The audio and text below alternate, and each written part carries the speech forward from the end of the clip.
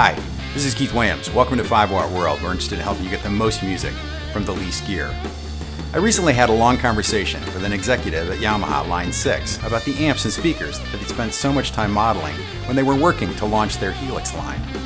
We were debating which amps and speakers were the core sounds of electric guitar tone. I said that I thought that Line 6 had built more amps than they needed, that it led to decision fatigue, and what they really needed was to get 3 sounds exactly right: a Fender Deluxe, a Vox AC30, and a Marshall JTM45. With those 3 amps and the accompanying speaker emulations, you could draw a circle that would include 90% of all recorded electric guitar tone.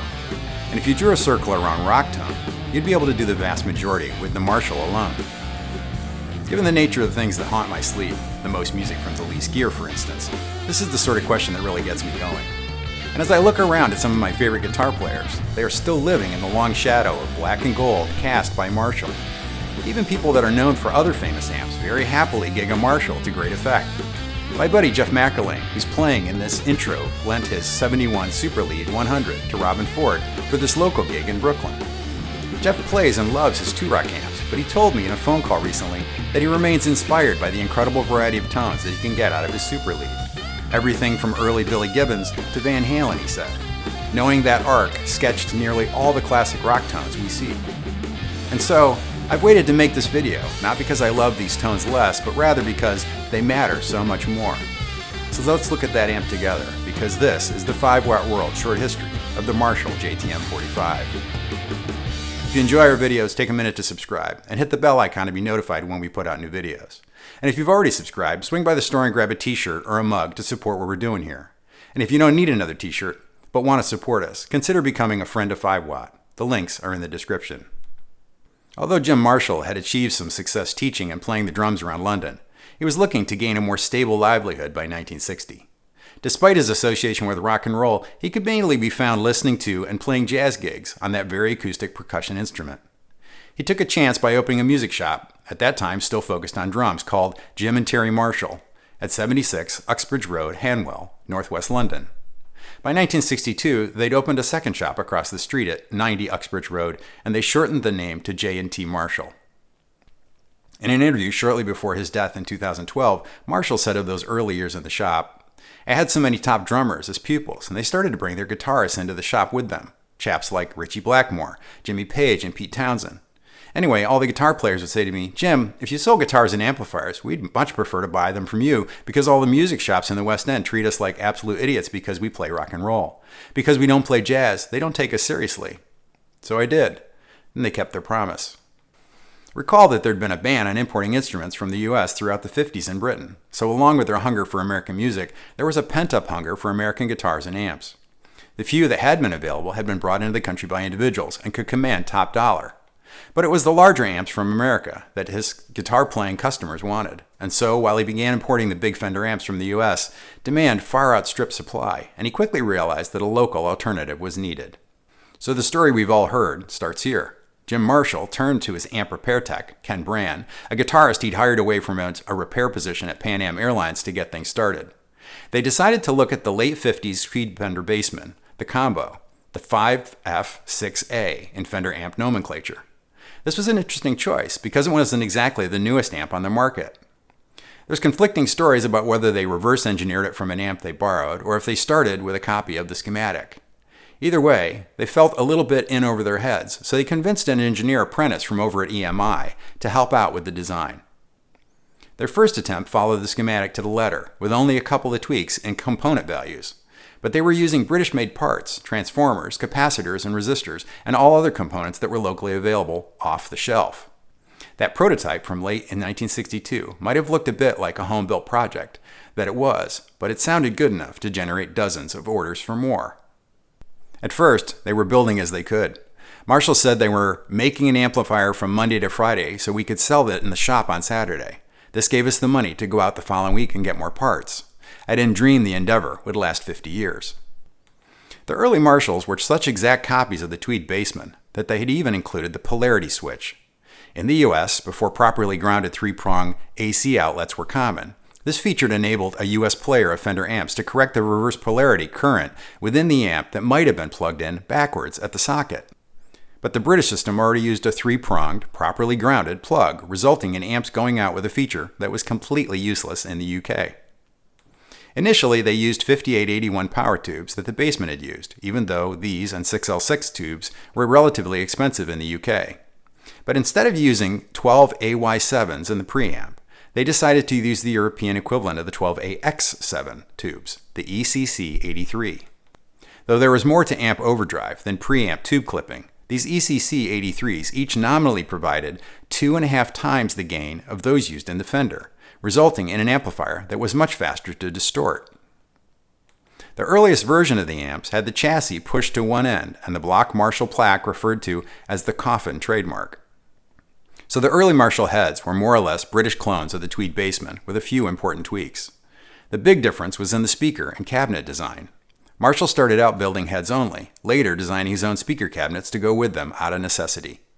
Marshall remembered, "We started off with 2x12s, but in those days, speakers weren't all that good, so we used two 25-watt speakers and a 45-watt amplifier that peaked at around 70 watts, and we blew every speaker.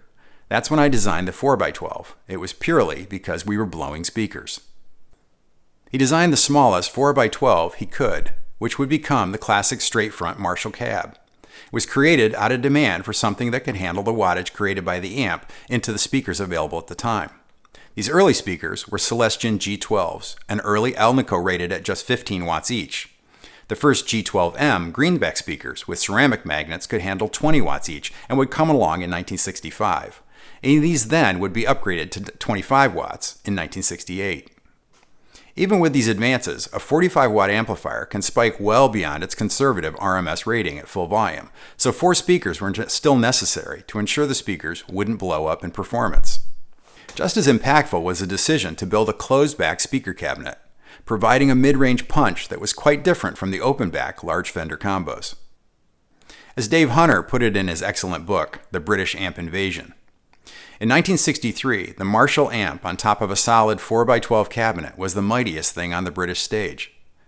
I'd go a bit further and extend that to any stage. The earliest production Marshall amps issued in 1963 had their control panels centered. The fronts of the heads were covered in the same salt and pepper Vinair fabric that was used for the speaker grill cloth. Models from later that year had the more familiar sandwich front with front panels that had a black vinyl stripe that covered the top third. By now, the polarity switch had finally been dropped, and this left room on the faceplates for JTM45 and Mark II. Marshall had moved from using 5881 output tubes over to the British-made KT66s, another similar but more robust equivalent of the pin-out of a 6L6 tube. They began marketing the amps in lead, bass, and PA models, though all had essentially the same design at this point.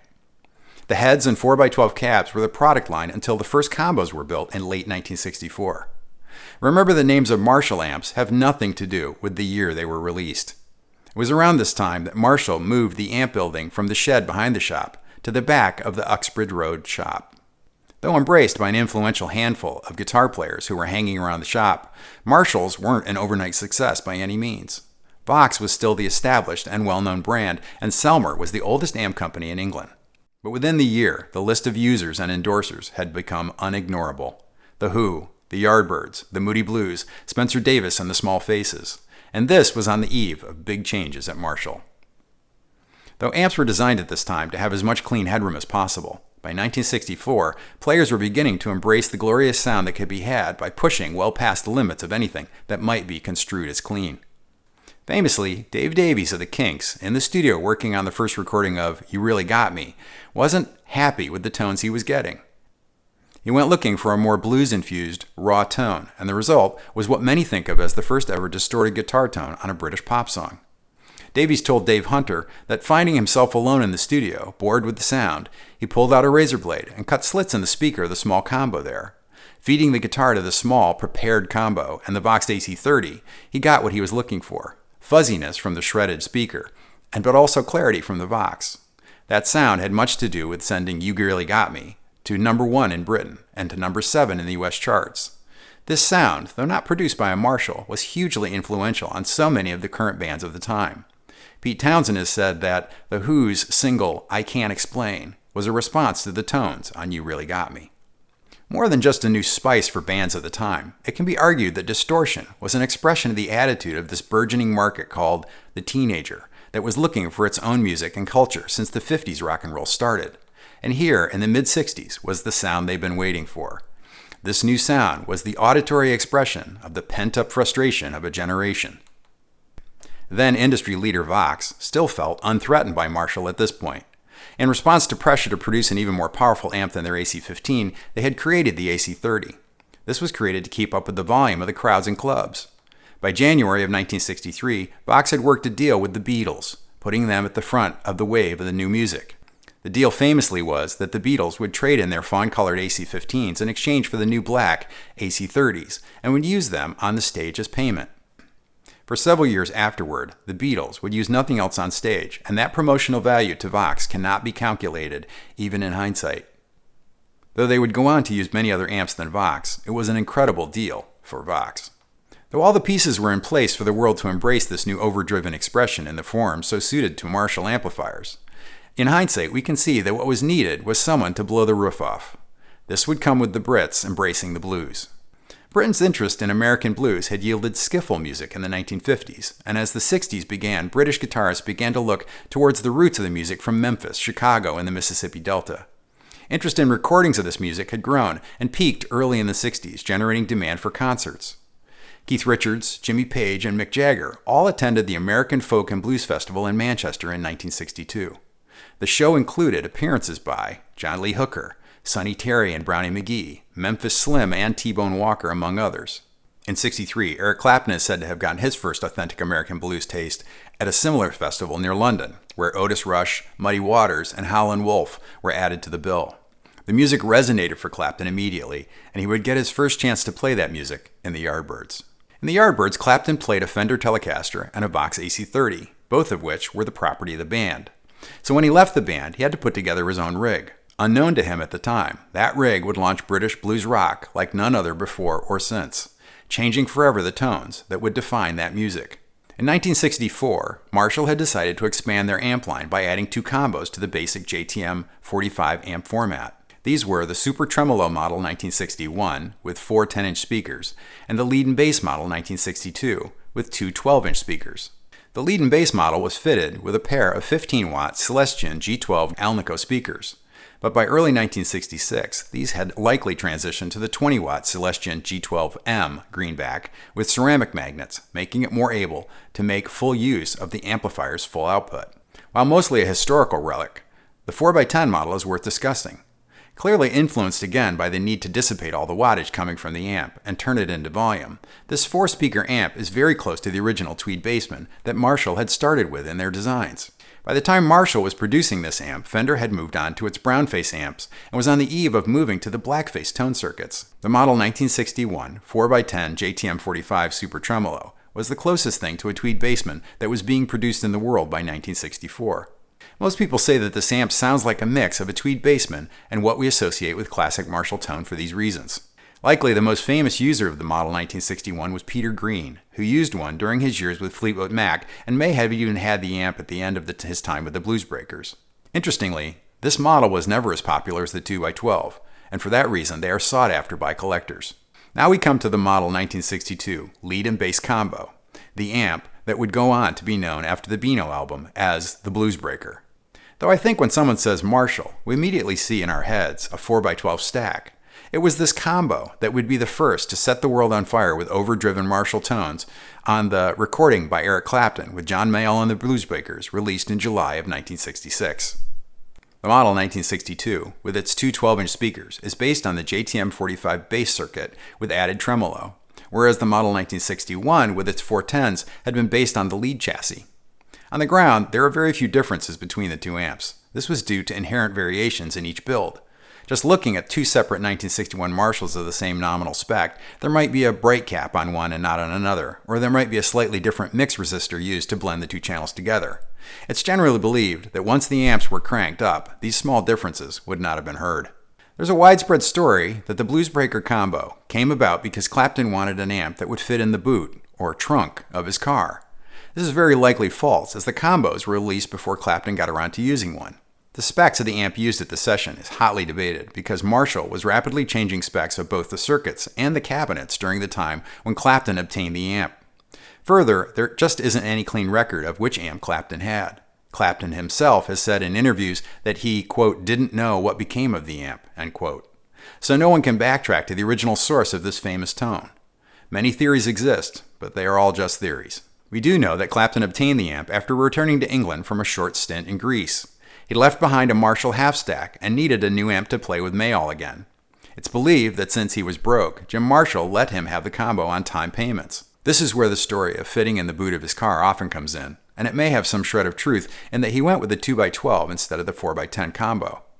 Though that may just well have had to do with what they had already and is available at the shop at the time. Whatever the stories surrounding the acquisition of the combo, we know that in May of 1966, Clapton, Mayall, bassist John McVie, and drummer Huey Flint were in the Decca Studios in West Hempstead to record John Mayall and the Bluesbreakers with Eric Clapton. Since I've already made an entire video on the recording of the Beano album, I won't use time to outline it here. Suffice it to say that new ground was broken as regards both total volume used and the amount of distortion captured on tape in those sessions. And the sound of that 1960 Les Paul, through that model 1962 combo, changed rock tone forever. The tones captured there had such profound impact that the model 1962 would be forever referred to simply as the Marshall Bluesbreaker, and sent endless players chasing designs to recreate that specific tone until the present day. By mid-1965, Pete Townshend had gone to Marshall to look for an amp because his Fender amps just weren't loud enough for their live shows. In response to Pete's request, Marshall began prototypes of what they called the JTM45/100. Doug Craven said they started by wiring up 4 6v6s and then moved to 5881s. As there weren't any 100-watt output transformers available, he started by wiring a pair of 30-watt transformers in parallel. At first using a single, then later a pair of GZ34 rectifier tubes. Craven moved to using a pair of 50-watt Drake transformers and changed the output tubes to a quartet of KT66s. By that point, the standard JTM45s had also moved to using KT66s and had replaced the tube rectifiers with a solid-state rectifier. Altogether, the new amps were named the Model 1959. Given all these changes, they weren't just louder, but also had a bigger low end and less compression as well.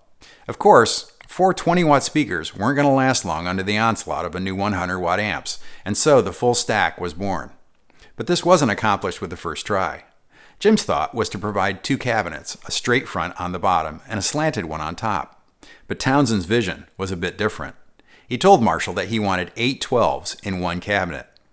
Jim tried to talk him out of it, but relented, having them built and sending them away with Pete. The story goes that 2 weeks later, he was back asking Marshall to cut it in half. Jim went back to his original design of 2 cabinets, one straight front on the bottom and one slanted above. Actually, the timeline's a little different. The Who took delivery of several 100-watt heads in November of 1965, around the time that Clapton would have picked up his combo, actually. They also took delivery of at least 4 8x12 cabinets at that time. These behemoth cabinets can be seen in film clips from shows from that March until September. There were 2 amps and 2 cabs for Entwistle, and the same for Townshend. It was soon after this that the switch to the classic 4x12 stacks came about. The classic JTM45, with a tube rectifier running either 5881 or KT66 output tubes, defines the sound of the early Marshall amps. But when most people say Marshall, they're imagining the plexi. The term comes about from Marshall using plexiglass control panels on the front and back between 1965 and mid-1969. These were reverse lettered and then painted gold from the back of each panel. But there isn't just one amp that is a plexi. The plexi front JTM45, JTM45-100s from 1965 to early 66 are very different from the JTM50s and JTM100s made later in 66 onward. However, for most of us, these later amps are likely what folks mean when they say plexi tone. At a point in 66, Marshall stopped using KT66 output tubes and began using the more readily available EL34s. The tubes were also able to handle more voltage and produced even more volume. Generally, it's believed that the EL34s introduced a different mid-range characteristic to the amp's sound. Of course, this change was happening along with the move from a tube rectifier to the solid-state rectifier, and several value changes in the circuit. This also increased the voltage to the output stage, giving the amps a quicker, tighter response with better low end, particularly during playing that was pushing the amp to its limits.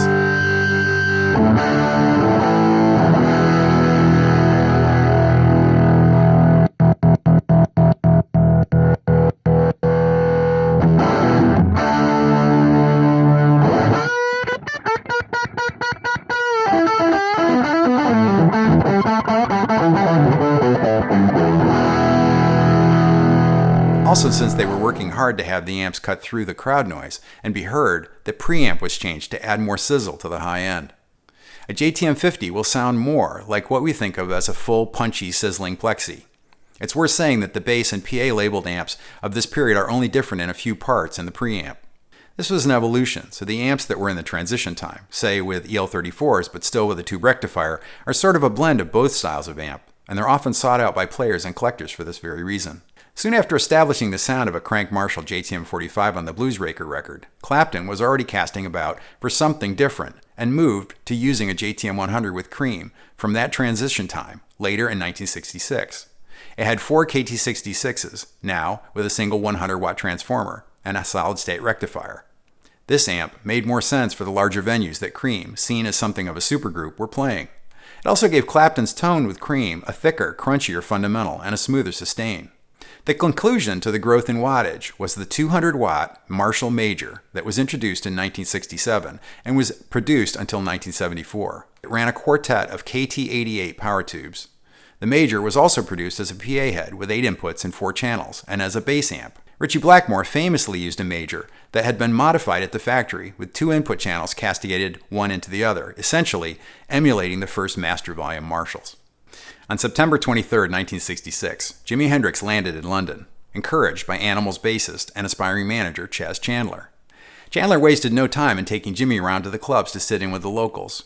The story goes that it was sitting in with Brian Auger's Trinity that Hendrix first plugged into a Marshall. He rolled every knob up to 10, slid his Strat into a wall of feedback before launching into Hey Joe. Years later, Auger recalled in an interview with Jazz Obrick, "Everyone's jaw dropped to the floor. The difference between him and a lot of the English guitar players like Clapton, Jeff Beck, and Alvin Lee was that you could still tell what their influences were. But Jimi wasn't following anyone. He was playing something new." Only a few days later, Hendrix would sit in with Cream at the Regent Street Polytechnic in central London. Jack Bruce would recall, "The first time I saw Eric, I thought, there's a master guitar player. But Eric was a guitar player. Jimi was some sort of force of nature." Eric agreed. Despite the deep friendship the two would later develop, Eric was thrown into existential despair witnessing Hendrix play, proclaiming his career dead. And well, thankfully, he was wrong about that. Hendrix really didn't just play the guitar. He played his entire rig as an instrument, pulling effects and clouds of feedback from his few pedals and a cranked Marshall stack. In some ways, Hendrix was the first person to understand the subtlety of considering an angry overdriving amplifier and a guitar, and everything in between, as a single unit akin to an acoustic guitar, as a system rather than just pieces. Like the Beatles with Vox, Jim Marshall was quick to see that Hendrix would give him the kind of publicity that money can't buy. Jim Marshall was introduced to Hendrix by one of his former drum students, Mitch Mitchell. Marshall said that Hendrix was Marshall's greatest ambassador. Marshall had hit upon the formula, and it didn't rush to change it. Rather, they tweaked the design a bit at a time.